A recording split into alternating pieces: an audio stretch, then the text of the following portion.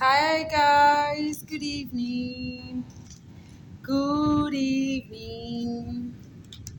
Oh my god, I'm so excited. I'm so excited.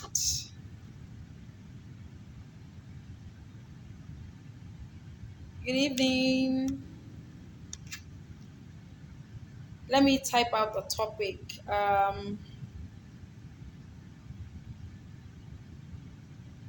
Hi, Walter Grace Kids. Thanks for joining. Good evening. Good evening. Good evening.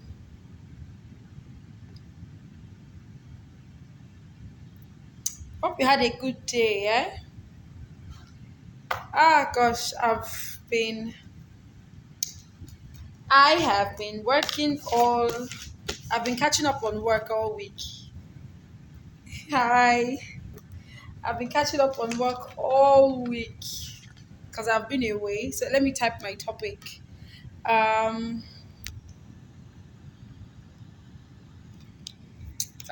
okay. Just give me a few minutes. Let's do this. Cultivating. No prospecting. Hi. Good evening. Thanks for joining. Opiro Mobi. Thank you for joining the class. Prospecting. Um Cultivating. Let me just leave this as is that donor right for you? I want to shorten the topic.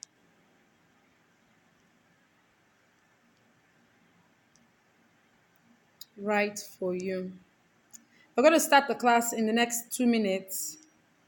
We're going to start the class in the next 2 minutes. Okay, awesome. Thanks for joining. So I was just typing out my topic. We're going to start the class in the next 1 minute. Actually, by 7:06, we're going to start the class. Hi, Shegun Adaju. Thanks for joining the class. Hello, good evening. Hope you guys had a good day. And I hope that your day was a lot better than mine. Um, awesome. Let's go right into it, yeah? I usually prefer to just start and people can join when they come and they can always catch the replay. So today I want to discuss something really, really important. It's called prospecting. This topic came to me as I worked on several clients' documents and I was engaging people literally with work. And it occurred to me that a lot of people are chasing after opportunities that they do not qualify for. The same way you are struggling to apply for a particular program, it's the same way you should be concerned about if that program is the right fit for you and your organization. There are going to be tons of opportunities that are going to be announced from November up until January. In fact, that's when you have the highest influx. Hi, Ozov King, thanks for joining. From November 2019 to January 2020, maybe February 2020, this is when you're going to have the highest number of grant applications available. And it occurred to me that before you jump in and start putting forward your application for grants, have you asked yourself, number one, is your organization ready? Hi, Prophetess Hop, thanks for joining again. Number one, is your organization ready for that funding that you are applying for? Number two, should your organization be focusing on generating results, creating impact, as opposed to um, applying for grants? Because if anyone on this call is used to the grant writing process, you know it's an extremely tedious process. It's an extremely demanding process. And you want to make sure that every time you sit behind your computer to put forward an application, you are applying for something you stand 100% chance of getting. Let me not say 100% chance. You stand a very strong chance of being accepted into the program. Because if not, you may want to start questioning, is that application process costing you more money? Money here is time, money here is effort, money here is dedication you're putting into the work, money here is Are you getting an equivalent return on investment? This is why prospecting is one of the most important things for nonprofits. Prospecting is almost like sitting back to analyze and identify who is the right fit for your organization. There are certain funding opportunities that when you get yourself involved in, it is only going to wrap you in, those opportunities where you're like, if I had known, I would have not taken this client. So you want to be very, very careful as to what sort of funding opportunities you should be looking out for. And that's why I thought it was very important for us to have this conversation. I get that we all have needs, but most importantly, let us channel those needs to the right sources so that we can get the desired results that we want to achieve. So let me start off by defining this. So what is prospecting? What does it mean to prospect? I have like tons and tons of stuff written in my notes, so permit me, my eyes will be going back and forth. Prospecting is when you identify a potential customer, a potential funding organization. In this case, the entire goal of prospecting for nonprofit is simple. You want to develop a database of potential funders. You want to develop a database of potential partners, of potential sponsors. And if you are strategic in your delivery, you should be looking for people who would consistently fund your projects and programs for a long period of time. But this will not happen overnight. This will only happen if you can prospect correctly. So prospecting is the period or the effort you put into identifying organizations that fund the kind of work you do, what are the requirements and where can you find them. First and foremost, before you even start prospecting, before you start searching for organizations that do the work, that fund the kind of work you do, the very first thing you want to do is to develop your nonprofit strategy. I don't think I can get tired of saying this. Develop your organizational plan. What is the goal of your organization? What is the focus of your organization? What are you working to achieve in the development sector? Which of the SDGs are you addressing? You would trust me when I say if my focus as a funder is SDG 2 and 3 and you present me with a project that is SDG 16, there is already a disconnect. So before you can approach a funding organization, the very first place you should start from is what do you yourself as an organization, what are your goals, what are your objectives? What is the mission and how does the mission you implement, how does it align with a potential sponsor or a potential funder's vision? Is it possible for you to find a connection in the work that you do and open the eyes of your potential funder, even if it is an area that they have never funded in the past? Is it possible for you to open up their eyes to the potential that it takes to fund your program? Today, I got a call that made me really, really happy. Today, we got one of our sponsors on board. We got a call from one of our sponsors. And even if that particular sponsor doesn't fund first-time projects, because we have launched our Social Innovators Bootcamp. Even if that particular sponsor doesn't sponsor first-time projects, they made an exception this time. Do you know why?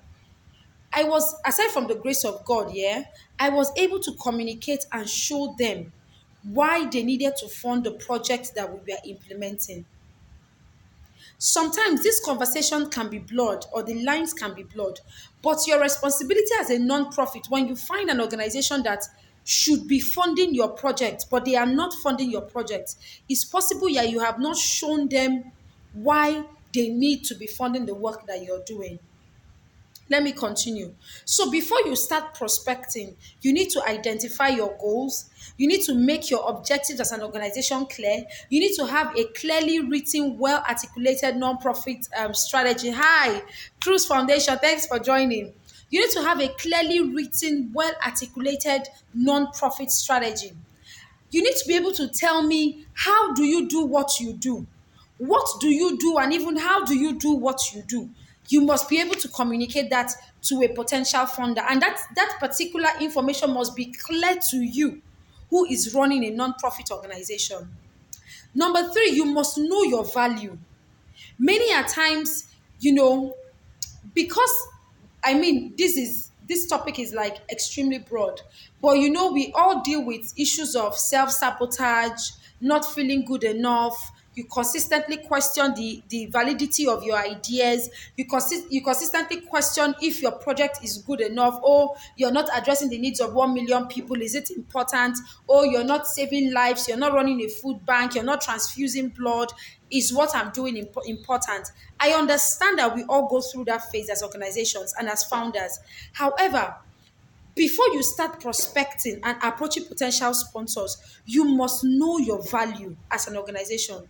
What value are you bringing on board?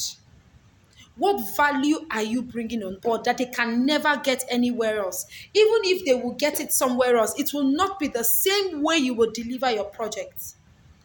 What value are you bringing on board? You must understand what you offer. Hi, Tolu, thanks for joining. You must understand what you offer through your programs.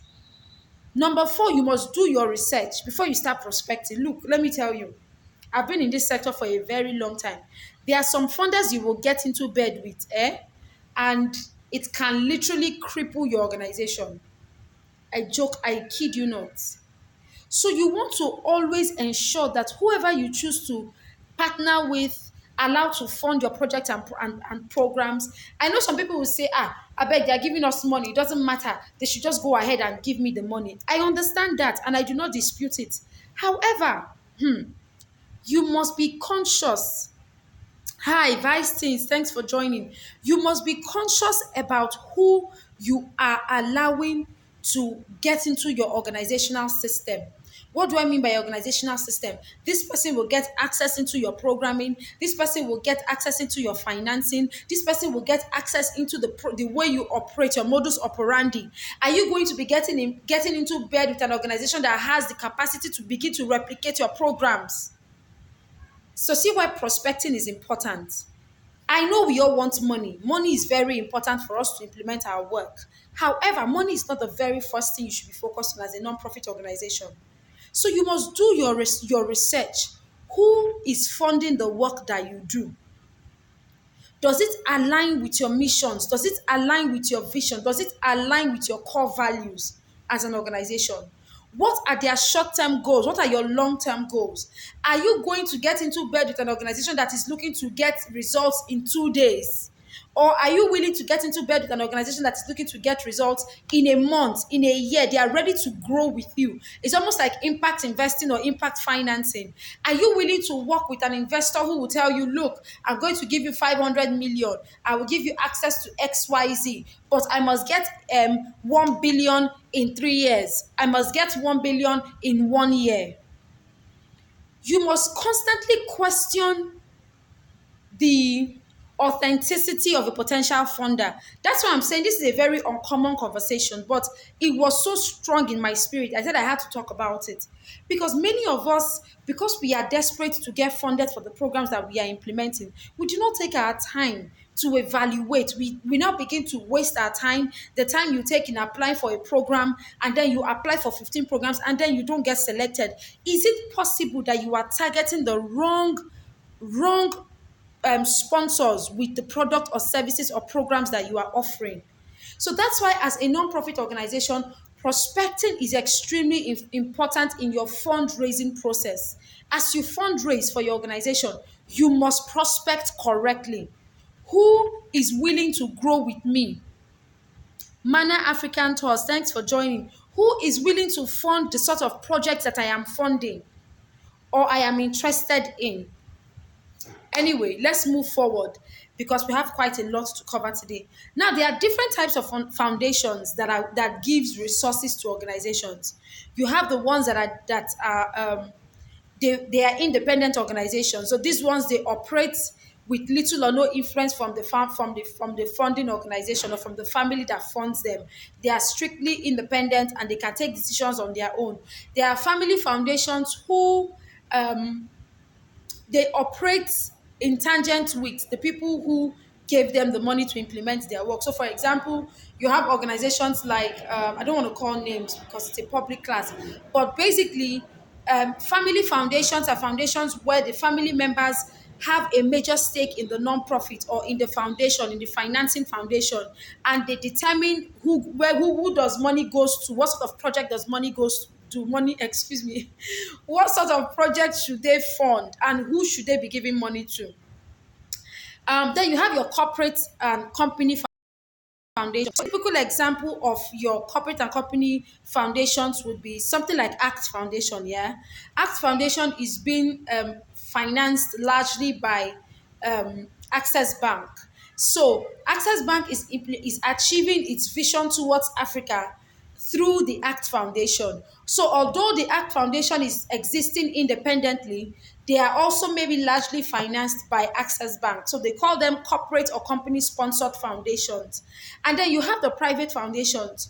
This one, although they receive money from several international organizations, they are responsible for how they generate their own funding. They make their own rules. They are very independent and they do not wait until a family member tells them, no, you can only give to northern project or you can only give to southern projects. They identify the projects that they are ready to fund and then they go ahead and fund those projects. Now, what are the types of funding that are available as well? You must realize that every time you put forward an application and you don't go through the dotted lines here are you don't read up about the organization, you don't research about the kind of funding that they make available to people, you're getting yourself into trouble. There are different types of funds that are available. There is the general support fund.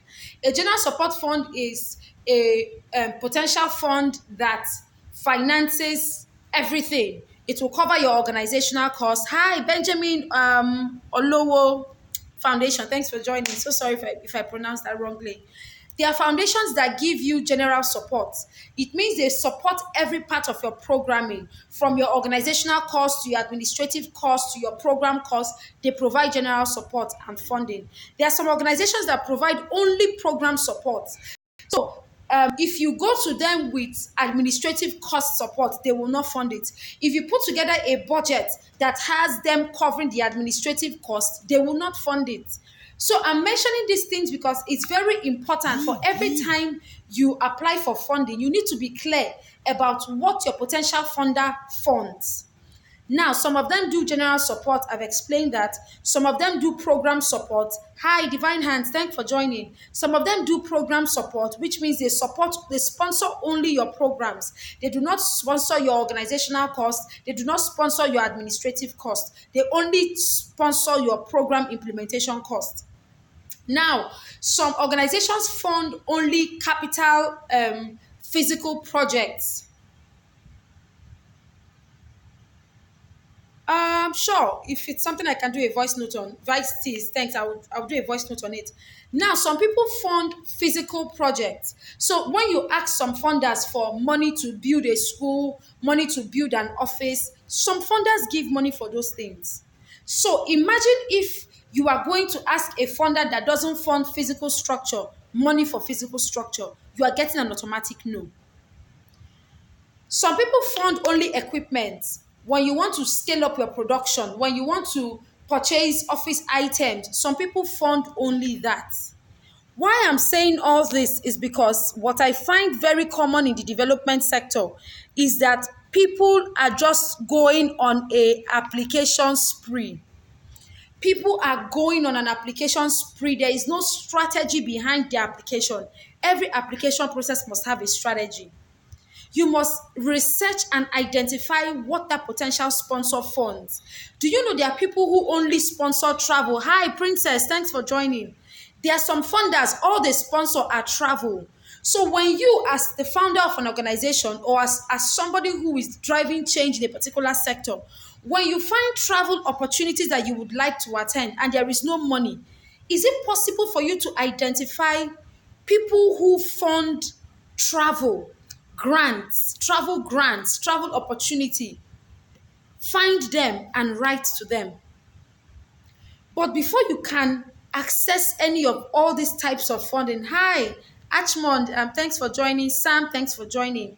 Before you can access any of this type of funding, you must first of all understand the needs of your organization. When we started Donors for Africa, We had a couple of board members who wanted to put money forward and say, oh, let us give you money to start off and stuff. But I was very clear in my mind. I was very, very clear in my mind. Money is great. I desperately wanted money. But you know what I wanted more? I wanted to be able to pick up my phone anytime I want and walk into their office and secure a meeting. You know, you can never value, how do I explain this? You can never quantify the value of somebody who sits you down and tells you what to do. If you're a Christian, the Bible says in the scripture, um, this is the way, walk in it. I will show you the way. I will tell you which way to go. Do you know what that is? For somebody to tell you, this is the direction you should take, it saves you years of confusion. It saves you years of uncertainty. So when we launched Donors for Africa, I wasn't big on the money because me, I know that money will come. Money will follow when you have clarity.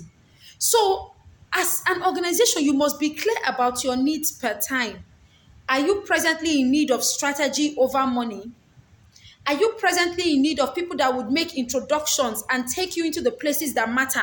People that will hold your hands and say, come with me to this event. I want to introduce you to somebody. The person may not give you naira and kobo, but the benefit of that relationship will be much more than money can ever buy. Are you in the stage in your nonprofit where you need finances to scale up your programs and projects? Are you in a phase of your nonprofits where you really need to take 5 months to just do strategy, redesign your programs, craft a new mission and vision? I will tell you something that happened to us. So, Donors for Africa turned one in August, yes? And I found out that we had set a 3-year goal for the organization and we achieved it in 1 year. So I had to go back to the drawing board with some of our board members and begin to craft a new strategy or a new plan for the organization. And what I found out was, what I found out was, I looked at the work that we were doing, and our mission says we are strengthening the capacity of African social innovators to access funds, achieve the sustainable development goals, and build sustainable organizations. I now started asking during our strategy session, we started asking, but is that what we do? A lot of people I know have mastered our mission statement, but I started questioning, is this really what we do? Is this the core? Is this the reason for everything we do at Donors for Africa? And guess what? Suddenly it hit us during that session that we are breaking cycles of poverty. We are not just strengthening the capacity of nonprofits and social innovators around Africa. We are also breaking cycles of poverty because for every time we empower an African organization to achieve its mission, if their mission is to get young girls off the street, we have achieved that purpose as well because we provided technical expertise. I don't know if you understand where I'm going to. I'm taking this somewhere. As soon as we revised our mission statement, I came across an opportunity that I felt the organization would benefit from. And I applied. Guess what? We made it through the first, second, third, and I know God will help us make it through the final stage. Prior to this time, we did not make it through any of those phases. We did not even get through the first phase because our mission statement did not align with the mission statement of the organization we were applying to. So some people undervalue the importance of clarity, the importance of strategy. As a non-profit, you need to start asking yourself, should I focus my first 3 months on strategy? Should I be working to raise money to register the organization? Should I be working to raise money to register the organization? What should I be focusing my attention on? Should I be focusing my attention on building networks? I don't know how else to say this, but I really wish you guys would see my heart this evening and understand where I'm coming from. Hello, Rosemont, thanks for joining. Lily, thanks for joining as well. Victor, thank you so much for joining. I wish you guys would see my heart and understand where I'm coming from. You must understand that every non-profit is on a personal journey. Every organization is on a personal journey. And when you are clear about what you need at every point in time you are in, it doesn't matter what the other organization is achieving. An organization may just be achieving funding, getting funds, getting funds, getting funds, getting funds, and you are spending more time building capacity, sorting out your documentation, understanding tax requirements. Maybe you're spending time engaging with industry partners in the sector. Maybe you're spending time growing your network, attending events, cultivating donor relationships. It is not a waste. It is such, I don't know how to say this. Oh my God. Look, in our inner circle, we have several inner circle members who are at different phases in their journey. Sometimes we celebrate a win as small as getting registered. It is such a party. We throw a party in our inner circle. Do you know why? Because that organization is on a journey. And if they have set a goal to get registered by the end of March and they achieved that particular goal, it is a milestone. So we must be conscious as non-profit organizations not to rate our growth sprout with the next non-profit organization. Understand your unique needs, find your unique needs as a non-profit. Find who can meet your unique needs. Your unique needs, divine hands, thank you so much for the feedback. Your unique needs may be strategy, gaining clarity on your next step. Your unique needs may be money. Your unique needs may be finding a potential funder that can fund your travel so that you can go and get more exposure for your organization. Whatever your unique need is, find it and focus on it. You know the truth. Money will come. I was telling you today that we got a major sponsor that doesn't fund first time events. Today they have confirmed that they are sponsoring our Social Innovators Bootcamp. Why? Because I spent time, hey, I'm going into all those details. I spent time cultivating that relationship. And that is what I want to share with you guys today. How to prospect, how to cultivate relationships. Let us move forward. When you've identified the type of funding you need, I was giving examples of other funding, and I mentioned some of those funding could be general support, program support, capital investment in maybe your physical building, equipment support, travel support. Some people fund only M&E components. So, hi Kunle, thanks for joining. Some people fund only M&E components. So, even if you're designing a project, is it possible to also seek for funding for your M&E components? Some people do that. They fund only M&E components. Some people provide technical assistance. I'm going to get the office to do a post on like all the technical support available. There are some people who give out softwares, CRM templates. Some people just provide you with technical support and it is free of charge. I'm going to get them to, I need to take note of this. I need to get them to send or share tech support or technical support that is available to nonprofits. So find your need as a nonprofit and find who can meet that need. What sort of funding do you need to meet that need? I think that's it about that. Let's go into prospecting in details. For those who just joined the class, I had mentioned earlier that prospecting is a process of cultivating relationships. Is a process of cultivating your potential funder relationships to find who is a right fit for your organization.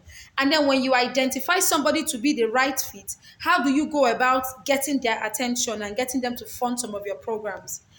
There are 3 C's to prospecting: capacity, caring, and cultivation.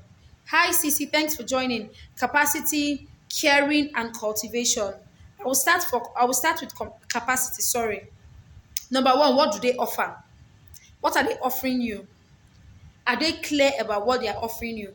If you're not sure about what they are offering you, can you write to them and ask them what they are offering you? How much are they worth? How much do they give? How do they get their fundings? Now, you don't have to ask them these questions personally, but these questions are supposed to help or guide your research when you're researching about the organization. Who funds them? So, for example, if your organization has a core value of not being involved with political organizations or laundering issues, and all those things. Oh, Cece, I'm so glad you're here. Sorry about the traffic. That's Lagos. It's just terrible lately.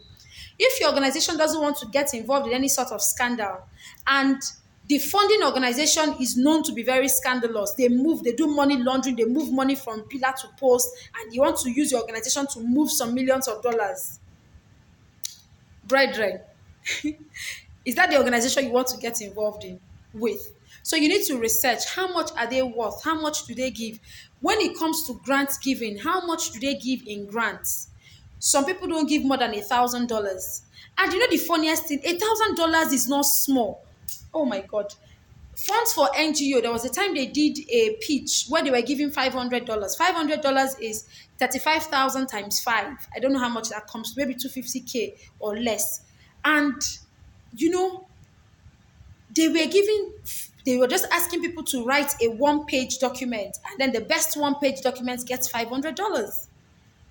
It's a good way to test your grant writing skill. It's a good way to test, to generate income for your organization. Sometimes we are so focused on going after the big money, we begin to lose sight of those small money, the 500K, the 100K, the 300K there, that can fund your, that collectively can fund your activities. So, is it an annual grant making process? For an organization like ACT Foundation, they give money annually. Every year, they give money annually to non-profit organizations. So, are they an annual giving, an annual grant making organization, or are they a quarterly Kujenga project, the Kujenga project? They give money every 6 months. So, you need to understand the timeline and the time cycles that a potential organization funds. What is the size of the grantees they give? Some people don't give, organizations who don't have more than 10 staff. Some people don't give them money. So you must identify, do we meet the staff strength that is required? Volunteers and full-time staff put together, do we meet those requirements? Is this a single year funding or is it a multi-year funding? Some people give multi-year funding. They will fund you for the next, if they give you maybe 500,000 euros, it's going to be for the next 5 years. Some people give only $50,000 and it's for 1 year. So you need to understand what is the highest amount of money this organization has given in the past and what is the smallest amount of money. You know, is this money what you actually want? So understanding the capacity of the person who is funding your organization will help you understand how to position your organization's work to access those opportunities. Number two, caring. What is their mission? I've talked about this briefly initially. What is their mission? What are their goals? We know that ACT Foundation focuses on entrepreneurship, leadership, education, and climate change. Does your organization focus on any of these things? So if your organization focuses on not STEM program, maybe AI, artificial intelligence, you can see there's already a disconnect. Except you're doing artificial intelligence in education, intelligence in this, maybe it may make some sort of difference. However, you must be clear about their mission, their vision, their goals, their stated programs of interest, eligibility criteria. There are a lot of opportunities I came across this year. I did not even bother applying. Do you know why? Because we don't qualify for it. We don't qualify for it. That's why I encourage nonprofit leaders to tap into their personal brands. You need to begin to tap into your personal brands in accessing opportunities. And that is where fellowship programs come in. You need to start tapping into your personal brand because 80% of the income we have generated as an organization, it was based off on my personal brand. And it takes a while to build a personal brand. We have an upcoming class that talks about, it's free. It talks about thought leadership in building thought leadership as a means of income, as an income generating activity. I will announce the dates for that program and put it. It's a webinar you can apply. It's free. Let me. Oh my God. I feel like I'm giving too much information, but let me just say this. Recently, I was approached by an organization. If you follow me on LinkedIn, you may know that organization. I was approached by an organization. They reached out to me on LinkedIn and they said they wanted me to do some sort of LinkedIn influencing for them for their upcoming conference in Abuja. It's not a small organization. And they paid me for it. That money that I received, I received it independently as a consultant, yeah? However, there's a principle in the organization. Hi, Cassie, thanks for joining. There's a principle that we developed, a policy we developed in the organization where Everyone who brings in new business gets a 20% finder's fee. So all I did was to subtract my finder's fee and sent the money to Donors for Africa. I don't know if you understand. It is important to look for money, eh? But it is better. For example, Act Foundation now, they are asking people, how have you generated income over the past 2 years? Do you know why they're asking that question? They want to know if you're going to be depending on them solely for support. What happens when they can no longer fund you? Can your organization function independently on its own? So you see what I'm saying? What are their eligibility criteria? I wish I can say some things on this call, but this is a public call, so I can't say certain things. What are their eligibility criteria? Do you have an audited account? If you don't have an audited account, why don't you have an audited account? It means you're not keeping track of what comes into the organization and what goes out of the organization. An app as simple as Wave can help you document your finances. How much do people pay you or pay your organization or fund your organization? When people give you donations, send them an invoice, send them a receipt. You're doing it because you want to keep track of how much your organization is generating. You need to be able to understand how do you raise money internally. How do you raise money? Some people do it through offering trainings, some people do it through consultancy, some people do it through several means. But it is so important because if you don't meet the eligibility criteria, let me tell you, we don't qualify for a particular opportunity. But you know what I'm doing now? I have started cultivating that relationship. I want to bet you guys, save this video. By the grace of God, in the next 1 year, when we access the funding, I will come back to this class and I will tell you the organization. Do you know why? I am cultivating the relationship. It is deliberate. You have to be deliberate, either as a non-profit leader or as a non-profit organization. You must be deliberate in your engagement. I'm still going to go talk fully about cultivating relationships. Anyway, if you don't qualify for the eligibility criteria, how do you start to prepare to qualify for the eligibility criteria when the funding opportunity is announced next year? How? Anyway, what locations do they fund? Recently I was in Abuja and I got talking with a couple of funding organizations, and I found out that a lot of international organizations are funding projects in the Northwest region, largely because South, Southwest, South, South, it is overpopulated. You and I know it is overpopulated. They are beginning to fund projects in the North, Northwestern, North, North, North, South. So you get where my thoughts are going. Cassie, I would love to visit Tanzania one day as well. So you get where my thoughts are going. If they are funding projects in the south, in the north, and in the northwest, western region of a particular country, and your project is located in the south, your project is located in the east, you can see that they will not give you money. It is so obvious. Ask yourself, is it time for my organization to begin to penetrate those areas? Is it time for us to begin to identify all those areas? Maybe we'll start off with Abuja and then we'll move to Kaduna. Maybe we'll now go to Kano. Maybe we'll go to all those safe areas, all those safe locations. Is it possible for your organization to start thinking towards that direction? What's the timing of their grant cycle? I think we have talked about this a lot. And what's the application process? I'll tell you something about an application process. There's one thing I encourage every nonprofit to do: develop a grant calendar. Develop a grant calendar. Hi, Ami's Kitchens and Treats. Thanks for joining. Do you know what a grant calendar is? A grant calendar is where you document all the grants that your organization qualify for. Yeah? You begin to write it this way. For example, Ford Foundation, they give money towards sexual and reproductive health. What are the requirements? They require registration, 1 year audited account, this one, this one, this one. What does my organization lack? We don't have an audited account. We don't have a bank statement. We are not registered. What do we need to do? Get registered. Get a bank account. You might not qualify this year, but if you know what your potential funding organization wants, you can start working towards achieving it next year. I don't know if you see my point. So a grant calendar helps you with your application. When is the deadline for the application? Okay, I find an application that I qualify for. When is the deadline for that particular application? When is the deadline?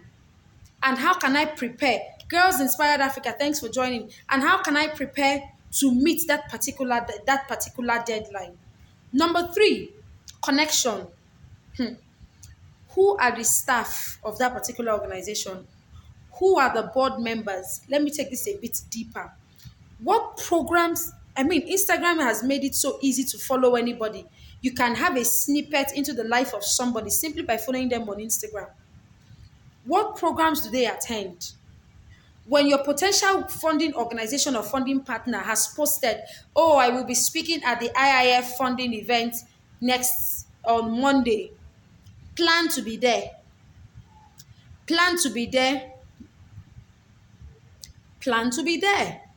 You show up there, make your first contact. Oh, good afternoon, ma'am. It's so great to meet you. I followed you so much on social media. And in fact, the conversation you had today was extremely enlightening. I thoroughly enjoyed it. My name is Damilola. I run an organization called Girls Inspired Africa. And basically, we just work to inspire young girls within the Africa continent. Oh, nice to meet you. Thank you, ma'am. You go. It might seem like, you did not get a business card. You're not going there for business card. You want to start, you are cultivating a relationship. Tomorrow she posts something, you comment.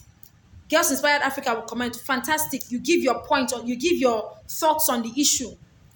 Next week she posts something. You follow, hey God, you follow closely until that person. There are some people who follow me on social media or who follow Donors for Africa on social media. When they don't comment, I know that they did not comment. Do you know what I now do? I now go to their pages. I'm like, why has this person not? I check when was the last time the person posted. Why? Because they consistently comment on my posts. So you may think they don't notice it, but you are cultivating a relationship. Let me continue so that I don't derail. How are they connected in the community? Who do they know in the community? Is it possible that you guys may know you? Is it possible that you may know somebody that knows them? There's a saying that you are 5 people away from whoever you want to get to. What type of profile do they keep? Are they a very private organization? Are they a very public organization?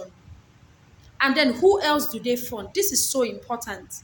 Before I apply for any opportunity, be it a funding opportunity, be it a fellowship opportunity, do you know what I do? I go and sit on the website of that particular organization. I begin to check. Who did they fund in the past? I begin to read the profile. So that people call me crazy. I'm not crazy. I know what I'm doing. Who did they fund in the past? I begin to read the profile of the people that they funded in the past. I begin to read the kind of projects these people have funded in the past. Do you know what I'm doing? I'm building my capacity to respond in a way that I will get their attention. I have done this for years, since 2011, when I got my first opportunity. This is 2019. I've been doing it for that long. I will sit on your page and I will begin to read the profile. People who received the opportunity in 2017, I will read about them. And it even gives you a renewed sense of confidence. Because even in the course of reading their profile, you might now see that, but I'm doing so well. And I'm not doing bad at all. If they can fund this person, it means they can also potentially fund me. Look, I'm that detailed that I check out the schools that they go to. That is why I read people's profile. Oh. I go and check out the schools that these people go to. What educational programs do they bag?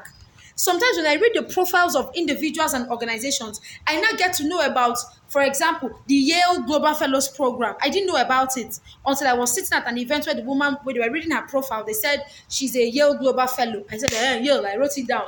I went to research. What is a Yale Global Fellow?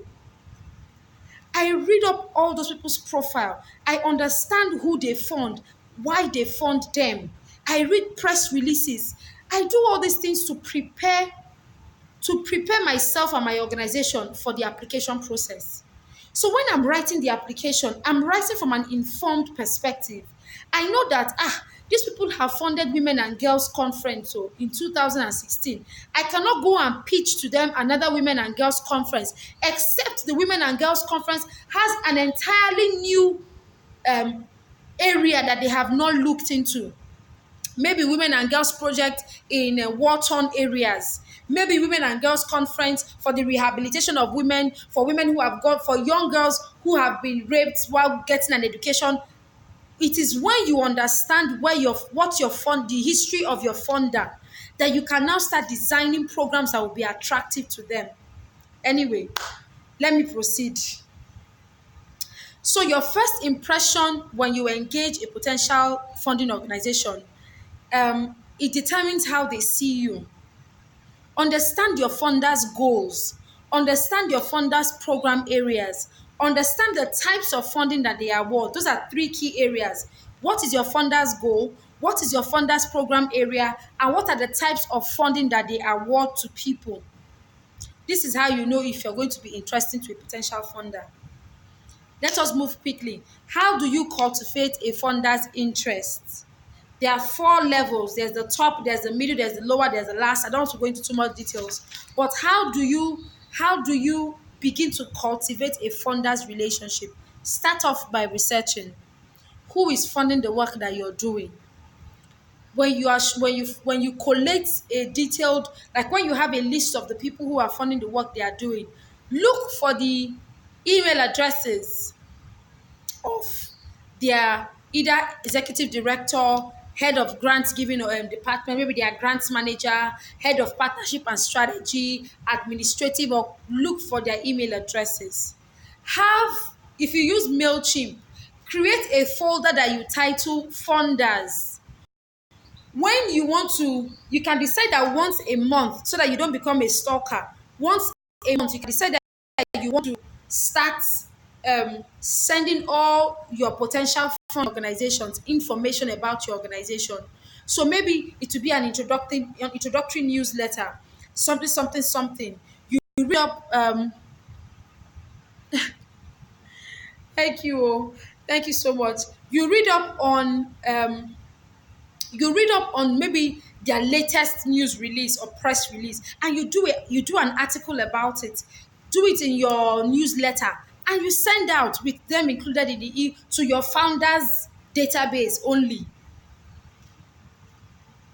Will these notes be summarized on your website? I don't think so. This is a live class. I'm teaching straight from my head, but I will save the recording. What we're working to do is to upload all our recordings on YouTube, and then I guess people can always go there to download them. We've not had the time. The office has been extremely busy, but that's something we plan to do.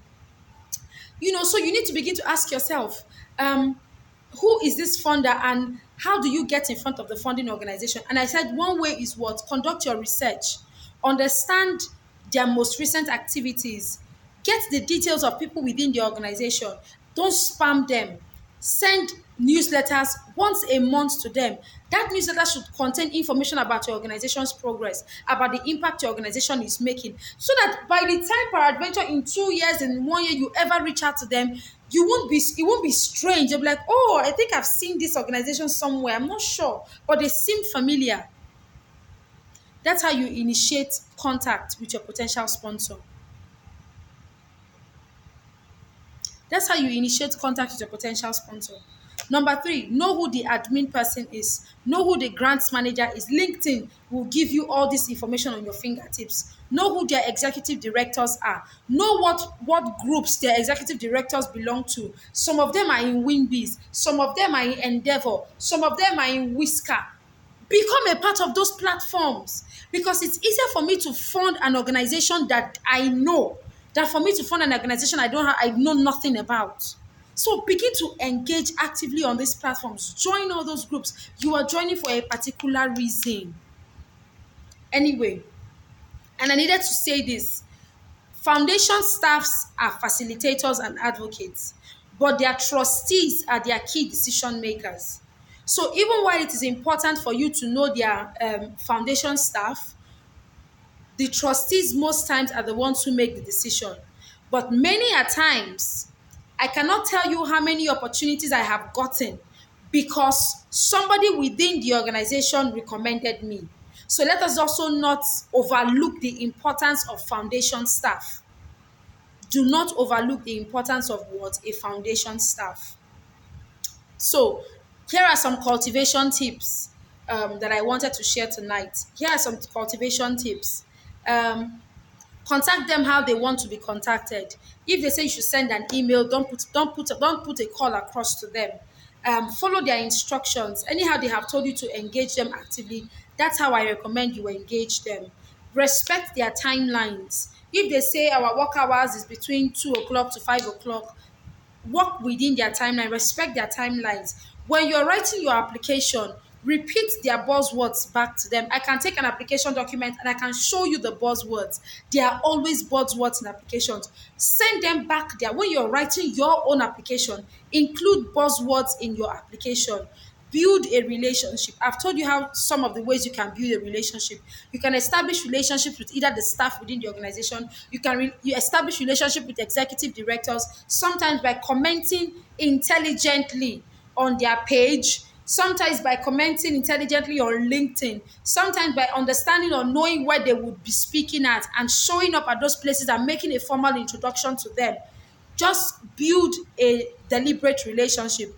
Determine their affinity and focus. Foundations, their focus changes from time to time. So people go from health to education to financial inclusion.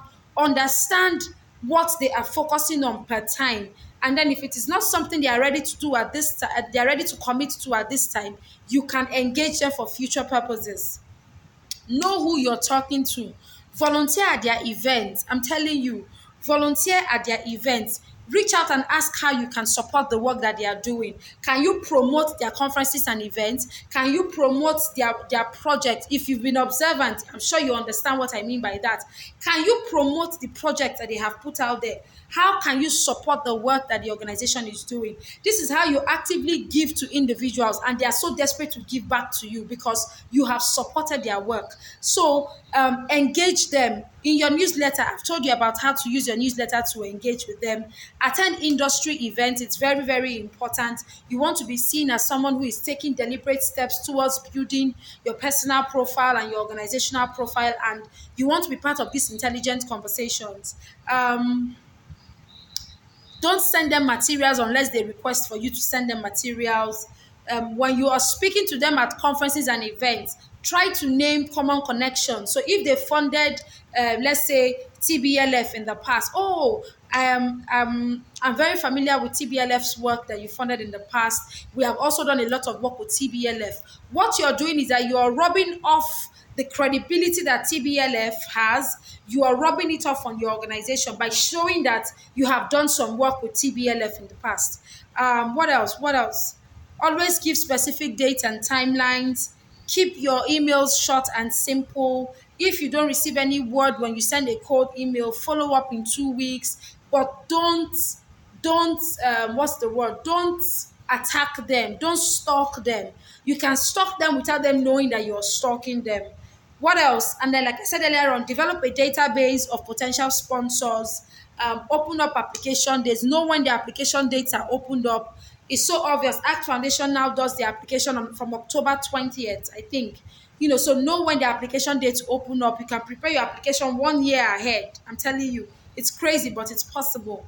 What else? And pretty much that's it. Head and tail of this conversation is this: in summary, you must be deliberate and intentional about how you choose the potential sponsors that you can work with. Don't start. The Bible says, I have set my face like a flint and I cannot be moved.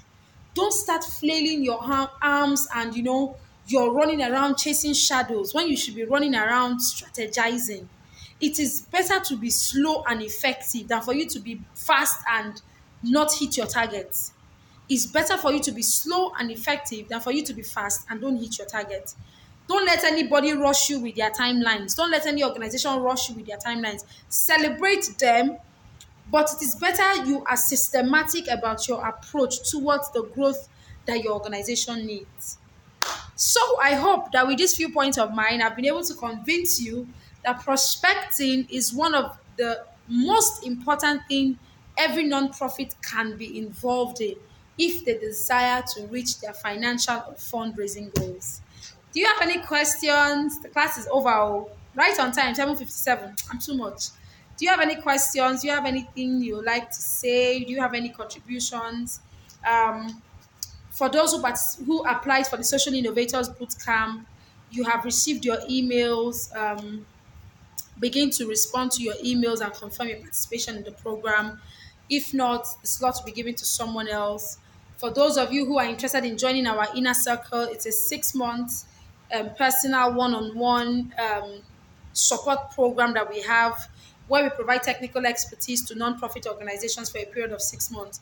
We strongly believe that if you follow through with all your assignments and all the expectations within that 6 months, you should have attained a certain level of expertise by the time you're done with your program. What else? What else? What else? I don't know. Thank you so much, guys, for always joining our classes. I deeply appreciate you. I'm going to save the video. And yes, CC, I assure you, we are working towards uploading all our live classes. We're working towards uploading all our live classes onto YouTube, and people can go there for reference in the future. Um, on this note, I say thank you very much for joining the class. I deeply appreciate each and every one of you, and I don't take it for granted. If there are no questions,